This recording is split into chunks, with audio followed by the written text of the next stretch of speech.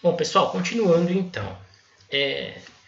Nós dissemos no vídeo anterior que, além dos requisitos gerais do artigo 319, a petição inicial da ação possessória de força nova deve observar os requisitos previstos pelos incisos do artigo 561.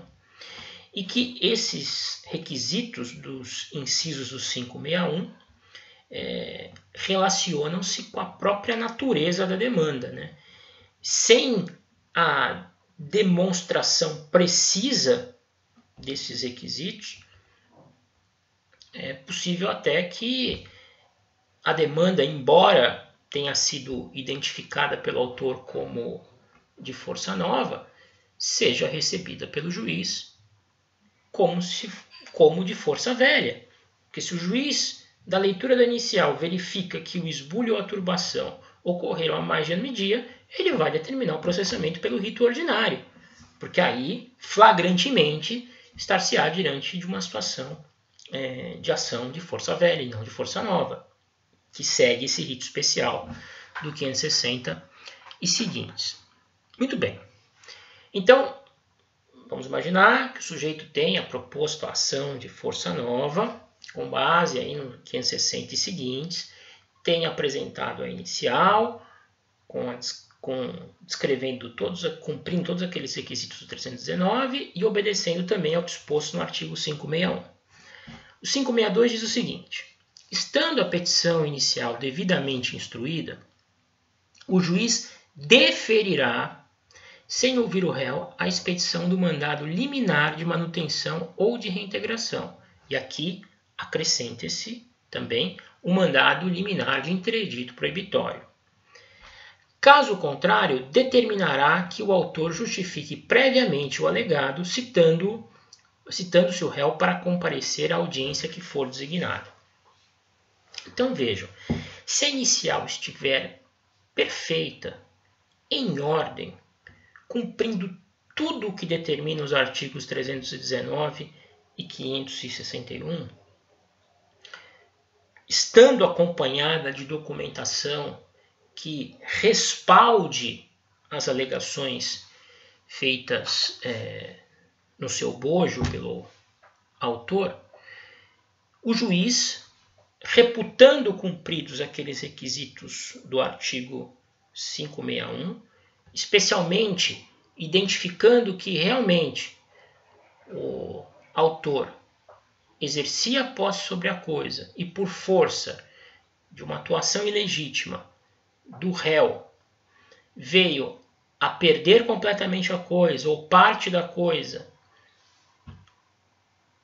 num espaço de tempo inferior a ano e dia,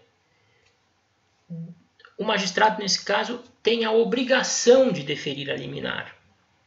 Então, convencendo-se que a inicial cumpre os requisitos dos 319 e 561, especialmente os do 561, que relacionam-se, né, ao próprio caráter de força nova da ação, a lei, o legislador, no 562, determina que o juiz defira a proteção liminar. Notem a redação do artigo 562. Estando a petição inicial devidamente instruída, o juiz deferirá, sem ouvir o réu, a expedição do mandado liminar de manutenção ou de reintegração. Vejam, trata-se aqui de uma espécie de tutela de urgência com requisitos específicos. Uma tutela de urgência que é obtida pelo réu, pelo autor, mediante a simples demonstração de que a lesão à posse por ele exercida ocorreu há menos de ano e dia. Como regra, vocês sabem, a tutela de urgência na forma de antecipação de tutela demanda a prova de dois requisitos: probabilidade do direito alegado e risco de dano irreparável ou difícil reparação. A antecipação de tutela assegurada ao autor da ação possessória de força nova pelo artigo 562 do Código de Processo Civil dispensa a prova do periculum in mora. Não é preciso que o autor demonstre que, não sendo deferido o provimento de urgência, há um risco iminente da ocorrência de um dano ao direito que julga ser titular, ou mesmo o prolongamento de uma situação extremamente danosa no caso de esbulho. É necessário que isso fique, que o autor tenha não é necessário que o autor demonstre o periculum in mora, o risco de dano irreparável ou de difícil reparação. O risco de dano irreparável e de difícil reparação é presumido pelo fato da ação haver sido proposta dentro de ano e dia da lesão. Daí ser fundamental que a inicial apresente ao juiz uma narrativa segura, com identificação precisa do momento da lesão e mais, uma narrativa que seja respaldada por uma documentação que indique que, de fato, a propositura da ação se deu antes do decurso de ano e dia do esbulho, turbação ou mesmo da ameaça. Alguns podem estar se perguntando, mas que tipo de documentos poderiam ser juntados aí pelo autor da ação possessória de força nova a fim de demonstrar o cumprimento do requisito especificado no artigo 561, inciso 3, data da turbação, do esbulho ou da ameaça no caso do interdito. Bom, aqui todas as provas em direito são admitidas, mas especialmente fotos que demonstrem que há menos de ano e dia quem estava no imóvel era o autor, ou que demonstrem que há menos de ano e dia o autor podia exercer uma posse sem qualquer espécie de restrição sobre a coisa, o que hoje já não existe. Boletins de ocorrência que sugiram que, tão logo descoberta a lesão, o autor procurou as autoridades e comunicou o fato. Boletins de ocorrência, evidentemente, lavrados antes do decurso de ano e dia da propositura da ação. Algum outro tipo, contas de água, de luz,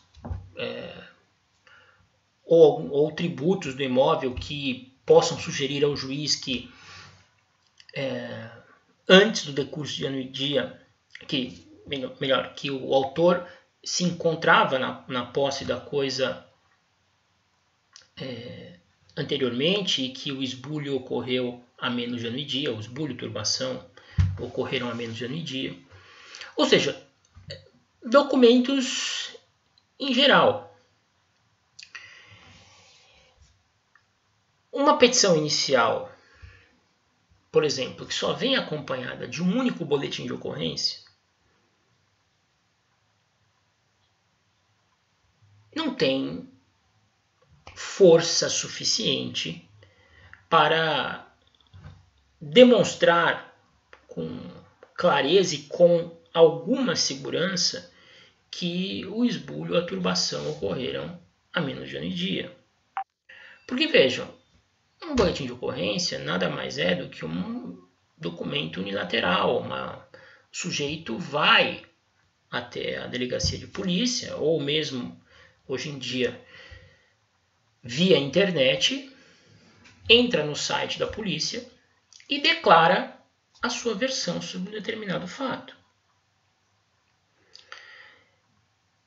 Uma versão unilateral desacompanhada de qualquer outra prova de natureza documental que possa respaldar as declarações prestadas à polícia, evidentemente que não é uma prova convincente. É uma prova que eventualmente terá que ser reforçada por outras, provavelmente orais, porque se houvesse documentos, esses documentos já teriam sido anexados com a petição inicial. Então, quando o legislador fala em petição inicial devidamente instruída, é petição inicial que venha acompanhada de um conjunto de documentos que permita, com segurança, o juiz reputar que havia posse anterior e que ela foi lesada de alguma forma pelo réu antes do decurso de ano e dia da propositura da ação. Que essa lesão ocorreu antes de se completar um ano, né? Num período anterior a um ano contado da propositura da ação. Um ano e um dia, né? Ano e dia da propositura da ação. Certo? Agora vejam a segunda parte do artigo 562. O 562 prossegue dizendo o seguinte: caso contrário, se a petição estiver devidamente instruída, o juiz deferirá, sem ouvir o réu e na dita altera pars, a expedição do mandado liminar de manutenção ou de reintegração ou ainda de interdito proibitório, espécie de tutela antecipada com requisitos específicos. Vimos há pouco. Agora, caso contrário, a segunda parte do 562 prossegue. Determinará que o autor justifique previamente o alegado, citando-se o réu para comparecer à audiência que for designada. O que é justificar previamente o alegado? No vídeo anterior a gente continua e explica.